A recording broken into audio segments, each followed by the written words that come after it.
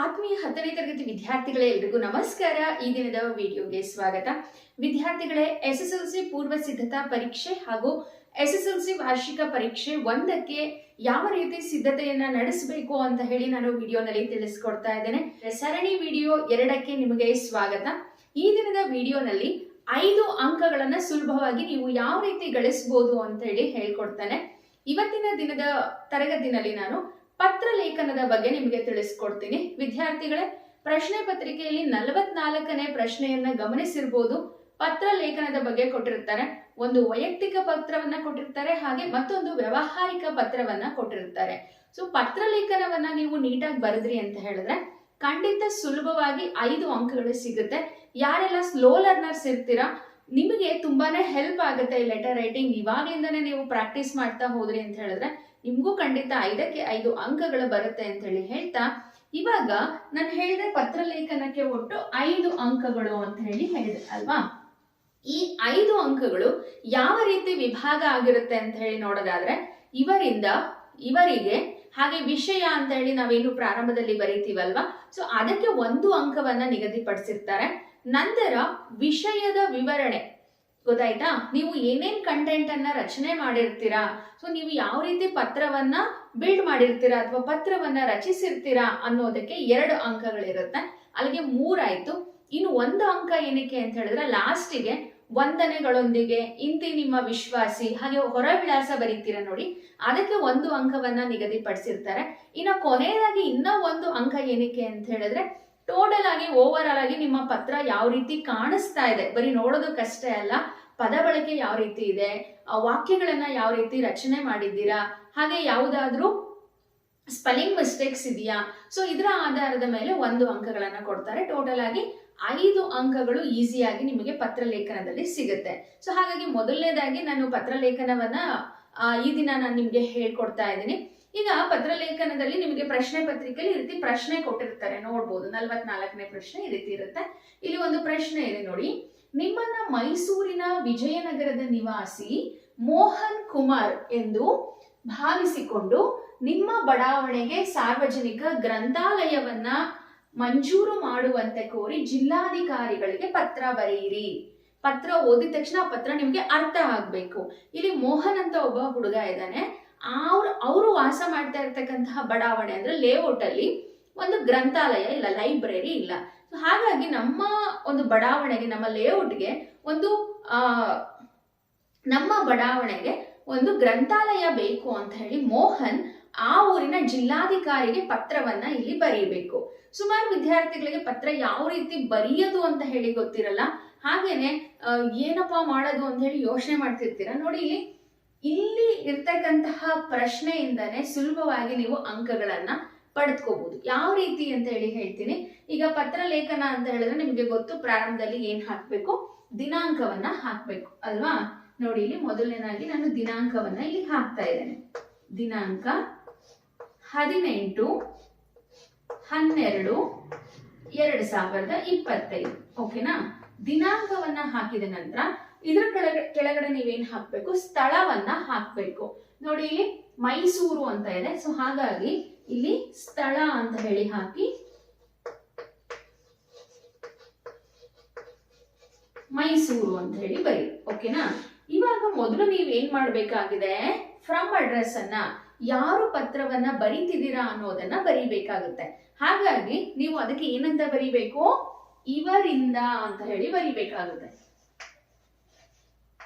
ನೋಡಿ, ಇಂದ ಗೆ ಅಂತ ಬರಿಬೇಡಿ, ಅದಷ್ಟು ಸ್ಟ್ಯಾಂಡರ್ಡ್ ಆಗಿರಲ್ಲ. ಸೊ ಹಾಗಾಗಿ ಇವರಿಂದ ಅಂತ ಹೇಳಿ ಬರೀರಿ.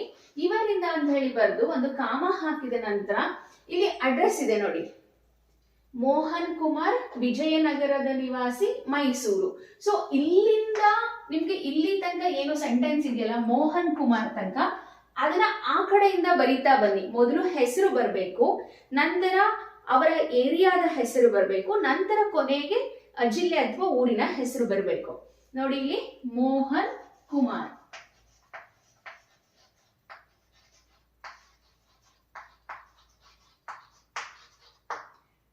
ನೆಕ್ಸ್ಟ್ ಎಲ್ಲಿ ವಾಸವಾಗಿರೋದು, ವಿಜಯನಗರ. ಯಾವ district? Yes, very good, Mysuru. ನೋಡಿ ಇಲ್ಲಿ ಈ ರೀತಿ ನೀವು ಇಲ್ಲಿ ಬರೀಬೇಕಾಗತ್ತೆ. ಸೊ ಈ ರೀತಿ ಬರೆದ ನಂತರ ಒಂದು ಲೈನ್ ಅನ್ನ ಬಿಡ್ಬೇಕು. ಒಂದು ಲೈನ್ ಅನ್ನ ಬಿಟ್ಟ ನಂತರ ಇವರಿಗೆ ಅಂತ ಹೇಳಿ ಬರೀಬೇಕು. ಯಾರಿಗೆ ಪತ್ರವನ್ನ ಬರೀಬೇಕು? ನೆಕ್ಸ್ಟ್ ಕೊಟ್ಟಿದ್ದಾರೆ ನೋಡಿ, ನಿಮ್ಮ ಬಡಾವಣೆಗೆ ಸಾರ್ವಜನಿಕ ಗ್ರಂಥಾಲಯ ಮಂಜೂರು ಮಾಡುವಂತೆ ಕೋರಿ ಜಿಲ್ಲಾಧಿಕಾರಿಗಳಿಗೆ ಪತ್ರ ಬರೆಯಿರಿ ಅಂತ ಇದೆ. ಜಿಲ್ಲಾಧಿಕಾರಿಗಳು ಅಂತ ಹೇಳಿದ್ರೆ ನೋಡಿ, ಇಲ್ಲಿ ಕೆಲವರು ಬರೀತೀರಾ ಜಿಲ್ಲಾಧಿಕಾರಿಗಳು ಮೈಸೂರು ಅಂತ ಹೇಳಿ ಬರೀತೀರಾ. ಆದ್ರೆ ಅಷ್ಟು ಬರೆಯೋದಕ್ಕಿಂತ ನೋಡಿ, ಮಾನ್ಯ ಜಿಲ್ಲಾಧಿಕಾರಿಗಳು ನೋಡಿ, ಇಲ್ಲಿ ನೆಕ್ಸ್ಟ್ ಒಂದ್ ಲೈನ್ ಬಿಡ್ಬೇಕು.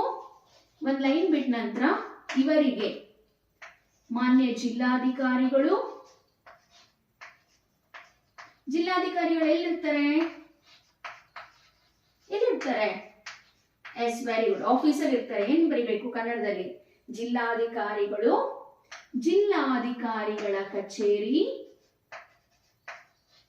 ಕಾರ್ಯಾಲಯ ಅಂತನಾದ್ರೂ ಬರೀಬಹುದು. ಜಿಲ್ಲಾಧಿಕಾರಿಗಳ ಕಚೇರಿ, ಕೊನೆಯಾಗಿ ಏನ್ ಬರೀತೀರಾ? ಮೈಸೂರು. ನೀವು ಮೈಸೂರಾಗಿದ್ರೆ ಮೈಸೂರು ಡಿಸಿಗೆ ತಾನೇ ಬರೀಬೇಕು, ಬೇರೆ ಡಿಸಿ ಬರೆಯಕ್ಕಾಗತ್ತಾ? ಇಲ್ಲ. ಸೊ ಮೈಸೂರು. ಈ ರೀತಿ ಇಲ್ಲಿ ಫ್ರಮ್ ಅಡ್ರೆಸ್ ಬರೆದ್ರಿ, ಟು ಅಡ್ರೆಸ್ ಬರೆದ್ರಿ ಅಲ್ವಾ? ಇದಾದ ನಂತರ ನೀವೇನ್ ಬರೀಬೇಕು? ಮಾನ್ಯರೇ. ನೆಕ್ಸ್ಟ್ ಲೈನ್ ಅಲ್ಲಿ ಮಾನ್ಯರೇ ಅಂತ ಹೇಳಿ ಬರೆದು ಒಂದು ಕಾಮ ಹಾಕ್ಬಿಟ್ಟು ಇಲ್ಲಿ ವಿಷಯ ನೋಡಿ, ವಿಷಯನೂ ಕೂಡ ಇಲ್ಲೇ ಇರುತ್ತೆ. ಇಲ್ಲಿ ನೋಡಿ, ಸಾರ್ವಜನಿಕ ಗ್ರಂಥಾಲಯವನ್ನ ಮಂಜೂರು ಮಾಡುವಂತೆ ಕೋರಿ. ಸೊ ಇಲ್ಲಿಂದ ಇಲ್ಲಿ ತನಕ ಬರೀಬೇಕಾಗುತ್ತೆ ನೀವು.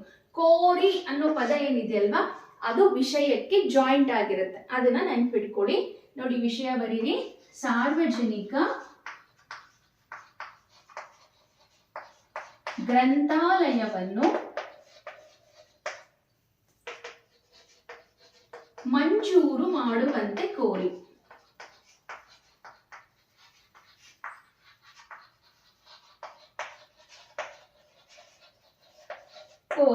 ಓಕೆನಾ? ನೆಕ್ಸ್ಟ್ ಲೈನ್ ಇಂದ ನೀವು ಲೆಟರ್ ಅನ್ನ ಸ್ಟಾರ್ಟ್ ಮಾಡಬೇಕು. ಹಾಗೆ ಲೆಟರ್ ರೈಟಿಂಗ್ ಬರೆಯುವಾಗ ಒಂದನ್ನ ನೀವೇನ್ ನೆನಪಲ್ಲಿ ಇಟ್ಕೋಬೇಕು ಅಂದ್ರೆ, ಯಾವಾಗ್ಲೂ ಒಂದು ಹೊಸ ಪೇಜ್ ಅಲ್ಲಿ ಸ್ಟಾರ್ಟ್ ಮಾಡಿ. ಆನ್ಸರ್ ಬುಕ್ಲೆಟ್ ಏನ್ ಕೊಟ್ಟಿರ್ತಾರಲ್ಲ ನಿಮಗೆ ಎಕ್ಸಾಮ್ ಅಲ್ಲಿ, ಅಲ್ಲಿ ಹೊಸ ಪೇಜ್ ಅಲ್ಲಿ ನೀವು ಮೇಲಿಂದ ಸ್ಟಾರ್ಟ್ ಮಾಡಿದ್ರಿ ಅಂತ ಹೇಳಿದ್ರೆ ಫುಲ್ ಒಂದೇ ಪೇಜ್ ಅಲ್ಲಿ ಎಂಡ್ ಆಗುತ್ತೆ. ಸೊ ನೋಡೋದಕ್ಕೂ ಚೆನ್ನಾಗಿರುತ್ತೆ. ಹಾಗಾಗಿ ಒಂದೇ ಪೇಜ್ ಅಲ್ಲಿ ಆದಷ್ಟು ಬರೀರಿ. ಅರ್ಧ ಲೆಟರ್ನ ಒಂದ್ ಪೇಜ್ ಅಲ್ಲಿ, ಇನ್ನ ಅರ್ಧ ಲೆಟರ್ನ ಮತ್ತೊಂದು ಪೇಜ್ ಅಲ್ಲಿ ಬರೀಬೇಡಿ, ಅದು ನೋಡೋದಕ್ಕೂ ಕೂಡ ಚೆನ್ನಾಗಿ ಕಾಣಿಸಲ್ಲ. ಸೊ ಹಾಗಾಗಿ ಒಂದೇ ಪೇಜ್ ಅಲ್ಲಿ ಬರೀರಿ. ಬರೆದ ನಂತರ ಇಲ್ಲಿ ಏನ್ ಬರೀಬೇಕು? ವಿಷಯವನ್ನ ವಿವರಿಸಬೇಕು. ಈಗ ನಾನೇನು ಫ್ರಮ್ ಅಡ್ರೆಸ್, ಟು ಅಡ್ರೆಸ್ ಹಾಗೆ ವಿಷಯ ಬರೆದ್ಮೇಲೆ ಇದಿಷ್ಟಕ್ಕೆ 1 ಅಂಕ ಇರುತ್ತೆ. ಇನ್ನು ನಂತರ ನೀವು ಇಲ್ಲಿ ವಿಷಯವನ್ನ ಯಾವ ರೀತಿ ವಿವರಿಸಬೇಕು ಅಂತ ಹೇಳಿದ್ರೆ ನೋಡಿ, ಮೋಹನ್ ಕುಮಾರ್ ಆದ ನಾನು, ಅಥವಾ ನಿಮ್ಮ ಇಷ್ಟ, ನೀವು ಯಾವ ರೀತಿನಾದ್ರೂ ಬರೀಬಹುದು. ಮೇಲ್ಕಂಡ ವಿಷಯಕ್ಕೆ ಸಂಬಂಧಿಸಿದಂತೆ ಮೋಹನ್ ಕುಮಾರ್ ಆದಂತಹ ನಾನು ಮೈಸೂರಿನ ವಿಜಯನಗರ ಬಡಾವಣೆಯಲ್ಲಿ ವಾಸಿಸುತ್ತಿದ್ದು, ನಮ್ಮ ಬಡಾವಣೆಯಲ್ಲಿ ಹಲವಾರು ವಿದ್ಯಾರ್ಥಿಗಳು, ಗೃಹಿಣಿಯರು, ವೃದ್ಧರು ಇದ್ದಾರೆ. ಸೊ ಇವರು ತಮ್ಮ ಬಿಡುವಿನ ವೇಳೆಯಲ್ಲಿ ತಮ್ಮ ಸಮಯವನ್ನ ಕಳೆಯಲು ಇಲ್ಲಿ ಯಾವುದೇ ಗ್ರಂಥಾಲಯವಿಲ್ಲ. ವಿದ್ಯಾರ್ಥಿಗಳು ಹಾಗೆ ಕಾಲೇಜಿಗೆ ಹೋಗ್ತಕ್ಕಂತಹ ಯುವಕರು ಎಲ್ಲರೂ ಕೂಡ ತಮ್ಮ ಜ್ಞಾನವನ್ನ ವಿಸ್ತರಿಸಿಕೊಳ್ಳುವ ಸಲುವಾಗಿ ನಮ್ಮ ಬಡಾವಣೆಗೆ ಒಂದು ಗ್ರಂಥಾಲಯದ ಅವಶ್ಯಕತೆ ಇದ್ದು, ಆದಷ್ಟು ಬೇಗ ತಾವು ನಮ್ಮ ಮನವಿಯನ್ನ ಸ್ವೀಕರಿಸುತ್ತೇನೆ ಎಂದು ಭಾವಿಸುತ್ತೇನೆ. ಸೊ ಇಷ್ಟು ಬರ್ದ್ಬಿಟ್ಟು ಕೊನೆಯಲ್ಲಿ ಏನ್ ಬರೀಬೇಕು ನೋಡಿ, ಇಲ್ಲೆಲ್ಲ ವಿಷಯ ಬರೀಬೇಕು. ವಿಷಯ ಇಲ್ಲ ಬರೆದು ಇಲ್ಲಿ ವಂದನೆಗಳೊಂದಿಗೆ, ಮಧ್ಯದಲ್ಲಿ ವಂದನೆಗಳೊಂದಿಗೆ ಅಂತ ಹೇಳಿ ಬರೀಬೇಕು. ಇಲ್ಲಿ ವಂದನೆಗಳಿಂದ ಕೆಳಗೆ ಇಂತಿ ನಿಮ್ಮ ವಿಶ್ವಾಸಿ ಬರೆದು ಮೋಹನ್ ಕುಮಾರ್ ಅಂತ ಇದೆಯಲ್ಲ, ನಿಮ್ಮ ಸಹಿಯನ್ನ ಹಾಕ್ಬೇಕು. ನೋಡಿ, ಪತ್ರ ಲೇಖನದಲ್ಲಿ ಸುಮಾರು ವಿದ್ಯಾರ್ಥಿಗಳು ಏನ್ ಮಾಡ್ತೀರಾ ಅಂದ್ರೆ, ಅಲ್ಲಿ ಕೊಟ್ಟಿರ್ತಕ್ಕಂಥ ಹೆಸರನ್ನ ಬರೆಯೋದಕ್ಕೆ ಹೋಗೋದಿಲ್ಲ. ನೀವು ಹುಡುಗ ಆಗಿರಿ, ಹುಡುಗಿ ಆಗಿರಿ, ಯಾರಾದ್ರೂ ಆಗಿರಿ, ಆದ್ರೆ ಅಲ್ಲಿ ಏನು ಹೆಸರನ್ನ ಕೊಟ್ಟಿರ್ತಾರೋ ಅದನ್ನೇ ನೀವು ಬರೀಬೇಕು. ಮಿಸ್ ಆಗಿ ನಿಮ್ ಹೆಸರು ಬರೆಯೋದು, ನಿಮ್ಮ ಅಡ್ರೆಸ್ ಬರೆಯೋದು ಮಾಡ್ಕೊಡುದು. ಇಲ್ಲಿ ಇಂತಿ ನಿಮ್ಮ ವಿಶ್ವಾಸಿ ಮೋಹನ್ ಅಂತ ಹೇಳಿ ಬರೆದ ನಂತರ, ಸೊ ಈ ವರ್ಷದಿಂದ ಒಂದು ಹೊಸ ನಿಯಮ ಬಂದಿದೆ ಪತ್ರಲೇಖನದಲ್ಲಿ. ಅದೇನು ಅಂತ ಹೇಳಿದ್ರೆ, ಮುಂಚೆ ಎಲ್ಲ ನಾವು ವೈಯಕ್ತಿಕ ಪತ್ರಕ್ಕಷ್ಟೇ ಹೊರ ವಿಳಾಸವನ್ನ ಬರಿತಾ ಇದ್ವಿ. ಆದ್ರೆ ಹೊಸ ನಿಯಮದ ಪ್ರಕಾರ ವೈಯಕ್ತಿಕ ಪತ್ರ ಹಾಗೆ ವ್ಯವಹಾರಿಕ ಪತ್ರ ಎರಡಕ್ಕೂ ಹೊರ ವಿಳಾಸವನ್ನ ಬರೀಲೇಬೇಕು. ಈ ಕಡೆ ನಿಮ್ಮ ವಿಶ್ವಾಸಿ ಅಂತ ಹೇಳಿ ಬರೆದ್ಮೇಲೆ ಇಲ್ಲಿ ನೋಡಿ ಹೊರ ವಿಳಾಸ ಅಂದ್ರೆ ನೀವು ಯಾರಿಗೆ ಪೋಸ್ಟ್ ಮಾಡ್ತಿದ್ದೀರಾ ಲೆಟರ್ನ ಅವರ ಅಡ್ರೆಸ್ ಅನ್ನ ಬರೀಬೇಕು. ನೋಡಿ ಇಲ್ಲಿ ಏನು ಹೊರ ವಿಳಾಸ ಅಂದ್ರೆ ಮತ್ತೆ ಇನ್ನೇನು ಬರೆಯೋದಿಲ್ಲ ಮಕ್ಕಳೇ. ಇಲ್ಲಿ ಇವರಿಗೆ ಅಂತ ಹೇಳಿ ಬರ್ದಿರ್ತಿರಲ್ವಾ, ಆ ಒಂದು ವಿಳಾಸವನ್ನ ಇಲ್ಲಿ ಹಾಕೋದಷ್ಟೇ, ಸೇಮ್ ಅದನ್ನೇ ಬರೆಯೋದು. ಮಾನ್ಯ ಜಿಲ್ಲಾಧಿಕಾರಿಗಳು,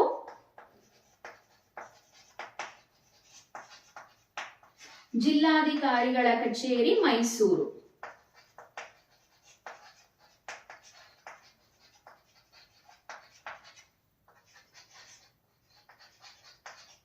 ನೋಡಿ ಈ ರೀತಿ ಫುಲ್ ಪತ್ರವನ್ನ ಬರೆದ್ಮೇಲೆ ನಿಮ್ಮ ಪೆನ್ಸಿಲ್ ಹಾಗೆ ಸ್ಕೇಲ್ ನ ಸಹಾಯದಿಂದ ಫುಲ್ ಒಂದು ಬಾರ್ಡರ್ ಅನ್ನ ಹಾಕಿದ್ರೆ ನೋಡೋದಕ್ಕೆ ಚೆನ್ನಾಗಿ ಕಾಣಿಸುತ್ತೆ. ಹಾಗೆ ಪತ್ರದ ಕಂಟೆಂಟ್ ಯಾವ ರೀತಿ ಇರಬೇಕು ಅನ್ನೋದನ್ನ ಕೂಡ ನಾನು ನಿಮ್ಗೆ ಈಗ ತೋರಿಸ್ತೀನಿ. ಹಾಗೇನೆ ಒಂದು ಫುಲ್ ಪತ್ರವನ್ನ ಬರೆದ ನಂತರ ಆ ಪತ್ರ ಹೇಗೆ ಕಾಣಿಸುತ್ತೆ ಅನ್ನೋದನ್ನ ಕೂಡ ನಾನು ತೋರಿಸ್ತೀನಿ. ಕೆಲವು ವಿದ್ಯಾರ್ಥಿಗಳು ನಮಗೆ ಡೀಟೇಲ್ ಹೇಳ್ಕೊಡಿ ಅಂತ ಹೇಳಿ ಕಮೆಂಟ್ ಮಾಡ್ತಿರ್ತೀರಾ. ಹಾಗಾಗಿ ಈ ವಿಷಯ ವಿವರಣೆನಲ್ಲಿ ಯಾವ ರೀತಿ ನೀವು ಬರೀಬಹುದು ಅಂತ ಹೇಳ್ಬಿಟ್ಟು ನೋಡ್ತಾ ಹೋಗೋಣ. ವಿದ್ಯಾರ್ಥಿಗಳೇ, ಈ ಕಡೆ ನಾವು ದಿನಾಂಕವನ್ನ ಹಾಗೆ ಸ್ಥಳವನ್ನ ಹಾಕಿದ್ದೇವೆ. ಇವರಿಂದ ಅಂತ ಹೇಳಿ ಮೋಹನ್ ಕುಮಾರ್, ವಿಜಯನಗರ ಬಡಾವಣೆಯ ನಿವಾಸಿ, ಮೈಸೂರು ಅಂತ ಹೇಳಿ ಬರೆದಿದ್ದೇವೆ. ನಂತರ ಇವರಿಗೆ ಅಂತ ಹೇಳಿ ಮಾನ್ಯ ಜಿಲ್ಲಾಧಿಕಾರಿಗಳು, ಜಿಲ್ಲಾಧಿಕಾರಿಗಳ ಕಾರ್ಯಾಲಯ ಮೈಸೂರು ಅಂತ ಹೇಳಿ ಬರೆದು, ಮಾನ್ಯರೇ ಅಂತ ಹೇಳಿ ಬರೆದು, ವಿಷಯ ಅಂತ ಹೇಳಿ ಸಾರ್ವಜನಿಕ ಗ್ರಂಥಾಲಯವನ್ನು ಮಂಜೂರು ಮಾಡುವಂತೆ ಕುರಿತು ಮನವಿ. ಸೊ ಇಲ್ಲಿ ತನಕ ಬರೆದ ಆದಮೇಲೆ ಏನು ಅಂತ ಹೇಳಿದ್ರೆ, ಇದೇ ರೀತಿ ಬರೀಬೇಕು ಅಂತ ಹೇಳಿ ಯಾವುದೇ ನಿಯಮ ಇಲ್ಲ. ಆ ಒಂದು ಟಾಪಿಕ್ಕಿಗೆ ತಕ್ಕಂತೆ ನೀವು ಪದ ಬಳಕೆಯನ್ನು ಮಾಡಿ ನಿಮ್ಮದೇ ಆದಂತಹ ಶೈಲಿನಲ್ಲಿ ಪತ್ರವನ್ನು ಬರೀಬಹುದಾಗಿದೆ. ನೋಡಿ ಇಲ್ಲಿ ಈಗ ಯಾವ ರೀತಿಯ ಕಂಟೆಂಟನ್ನು ಇಲ್ಲಿ ಕೊಟ್ಟಿದ್ದಾರೆ ಅಂತ ಹೇಳಿ ನೋಡೋದಾದರೆ, ಮೇಲ್ಕಂಡ ವಿಷಯಕ್ಕೆ ಸಂಬಂಧಿಸಿದಂತೆ ನಾನು ಮೈಸೂರು ವಿಜಯನಗರ ಬಡಾವಣೆಯಲ್ಲಿ ವಾಸಿಸುವ ಮೋಹನ್ ಕುಮಾರ್. ನಮ್ಮ ಬಡಾವಣೆಯಲ್ಲಿ ಸಾವಿರಾರು ಕುಟುಂಬಗಳು ವಾಸಿಸುತ್ತಿದ್ದು ವಿದ್ಯಾರ್ಥಿಗಳು, ಉದ್ಯೋಗಾರ್ಥಿಗಳು ಮತ್ತು ಓದುಗರ ಸಂಖ್ಯೆ ದಿನದಿಂದ ದಿನಕ್ಕೆ ಹೆಚ್ಚುತ್ತಿದೆ. ಇಂತಹ ಪರಿಸ್ಥಿತಿಯಲ್ಲಿ ಓದುಗರಿಗೆ ಹಾಗೂ ವಿದ್ಯಾರ್ಥಿಗಳಿಗೆ ಓದುವ ಅಭ್ಯಾಸ ಬೆಳೆಸಲು, ಜ್ಞಾನವನ್ನು ವಿಸ್ತರಿಸಲು ಮತ್ತು ಸ್ಪರ್ಧಾತ್ಮಕ ಪರೀಕ್ಷೆಗಳಿಗೆ ಸಿದ್ಧತೆ ಮಾಡಲು ಸಾರ್ವಜನಿಕ ಗ್ರಂಥಾಲಯದ ಅವಶ್ಯಕತೆ ಇದೆ. ಪ್ರಸ್ತುತ ನಮ್ಮ ಬಡಾವಣೆಯಲ್ಲಿ ಸಮರ್ಪಕ ಗ್ರಂಥಾಲಯ ಇಲ್ಲದ ಕಾರಣ ಅನೇಕ ವಿದ್ಯಾರ್ಥಿಗಳು ದೂರದ ಪ್ರದೇಶಗಳಲ್ಲಿ ಇರುವ ಗ್ರಂಥಾಲಯಗಳಿಗೆ ತೆರಳಬೇಕಾಗುತ್ತದೆ. ಇದರಿಂದ ಸಮಯ ವ್ಯರ್ಥ ಆಗುವುದು ಅಲ್ಲದೆ ಓದುವಿಕೆಗೆ ಸೂಕ್ತವಾದ ವಾತಾವರಣವೂ ದೊರೆಯುತ್ತಿಲ್ಲ. ಸಾರ್ವಜನಿಕ ಗ್ರಂಥಾಲಯ ಸ್ಥಾಪನೆಯಾದರೆ ಬಡಾವಣೆಯ ಓದುಗರಿಗೆ ಅಗತ್ಯ ಪೂರೈಸಿದಂತಾಗುತ್ತದೆ. ಆದ್ದರಿಂದ ನಮ್ಮ ವಿಜಯನಗರ ಬಡಾವಣೆಗೆ ಸಾರ್ವಜನಿಕ ಗ್ರಂಥಾಲಯವನ್ನು ಮಂಜೂರು ಮಾಡುವಂತೆ ತಮ್ಮಲ್ಲಿ ವಿನಂತಿಸುತ್ತೇನೆ. ನೋಡಿ, ಈ ರೀತಿ ವಿಷಯವನ್ನು ವಿವರಿಸಿ ಬರೀತಕ್ಕಂತಹ ಸಂದರ್ಭದಲ್ಲಿ ನೀವು ನಿಮ್ಮದೇ ಆದಂತಹ ಪದ ಸಂಪತ್ತನ್ನು ಬಳಸಿ ಇಲ್ಲಿ ನೀವು ಪತ್ರವನ್ನು ಬರೀಬೋದಾಗಿದೆ. ಇದಾದ ನಂತರ ನೋಡಿಲಿ, ಇಂತಿ ನಿಮ್ಮ ವಿಶ್ವಾಸಿ ಮೋಹನ್ ಕುಮಾರ್. ಇದಾದ ನಂತರ ವಂದನೆಗಳೊಂದಿಗೆ, ಹಾಗೆ ಇವರಿಗೆ ಅಂತೇಳಿ ಮತ್ತೆ ನೀವು ಹೊರ ವಿಳಾಸ ಅಂತ ಹೇಳಿ ಹಾಕ್ಬಿಟ್ಟು ಬರೀಬೇಕು. ಮಾನ್ಯ ಜಿಲ್ಲಾಧಿಕಾರಿಗಳು, ಜಿಲ್ಲಾಧಿಕಾರಿಗಳ ಕಾರ್ಯಾಲಯ ಮೈಸೂರು ಅಂತ ಹೇಳಿ ಬರೀಬೇಕು. ಸೊ ಇದಿಷ್ಟು ಪತ್ರವನ್ನು ನೀಟಾಗಿ ಬರೆದ್ರೆ ನಿಮಗೆ 5 ಅಂಕಗಳು ಸಿಗುತ್ತೆ. ಹಾಗಾಗಿ ಸುಲಭವಾಗಿ 5 ಅಂಕಗಳನ್ನು ತಗೋಬೋದಾಗಿದೆ ವಿದ್ಯಾರ್ಥಿಗಳೇ. ಹಾಗಾಗಿ ಎಲ್ಲರೂ ಕೂಡ ಪತ್ರವನ್ನು ಅಭ್ಯಾಸ ಮಾಡ್ಕೊಳ್ಳಿ, ಉತ್ತಮ ಅಂಕಗಳು ನಿಮ್ಮದಾಗಲಿ ಅಂತೇಳಿ ಹೇಳ್ತಾ, ನೋಡಿ ಫುಲ್ ಕಂಪ್ಲೀಟ್ ಆದಮೇಲೆ ಪತ್ರ ನೋಡೋದಕ್ಕೆ ನಿಮಗೆ ಇಷ್ಟು ಸುಂದರವಾಗಿ ಕಾಣಿಸ್ಬೇಕು. ನೋಡಿ ಕಾಣಿಸ್ತಿದೆಯಾ? ಫ್ರಮ್ ಅಡ್ರೆಸ್, ಟು ಅಡ್ರೆಸ್, ಹಾಗೆಯೇ ಸಬ್ಜೆಕ್ಟು. ಅದಾದ ನಂತರ ಇಲ್ಲಿ ಕೊನೆಯಲ್ಲಿ ಯಾರಿಗೆ ಬರಿತಾ ಇದ್ದೀವಿ ಅಂತೇಳಿ ಫುಲ್ ಪತ್ರವನ್ನು ಬರೆದು ನೀಟಾಗಿ ಒಂದು ಬಾಕ್ಸನ್ನು ಹಾಕಿದ್ರಿ ಅಂತ ಹೇಳಿದ್ರೆ 5ಕ್ಕೆ 5 ಅಂಕಗಳು ನಿಮ್ಮದಾಗುತ್ತೆ.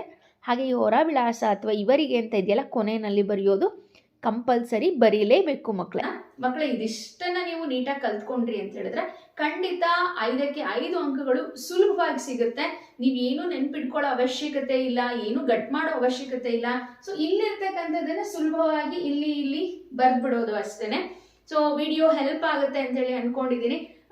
ಎಲ್ಲ ವಿದ್ಯಾರ್ಥಿಗಳು ಉತ್ತಮ ಅಂಕಗಳನ್ನ ಗಳಿಸ್ಲಿ ಅಂತಕ್ಕಂತಹ ಉದ್ದೇಶದಿಂದ ಈ ಸರಣಿ ವಿಡಿಯೋಗಳು ಪ್ರಾರಂಭವಾಗಿದೆ. ನೀವು ನೋಡೋದ್ರ ಜೊತೆಗೆ ನಿಮ್ಮ ಫ್ರೆಂಡ್ಸ್ಗೂ ಕೂಡ ಶೇರ್ ಮಾಡಿ, ಹಾಗೆ ನಮ್ಮ ಚಾನೆಲ್ ಅನ್ನ ಸಬ್ಸ್ಕ್ರೈಬ್ ಮಾಡಿ ಅಂತೇಳಿ ಹೇಳ್ತಾ ವಿಡಿಯೋ ವೀಕ್ಷಿಸಿದ್ದಕ್ಕೆ ಧನ್ಯವಾದಗಳು.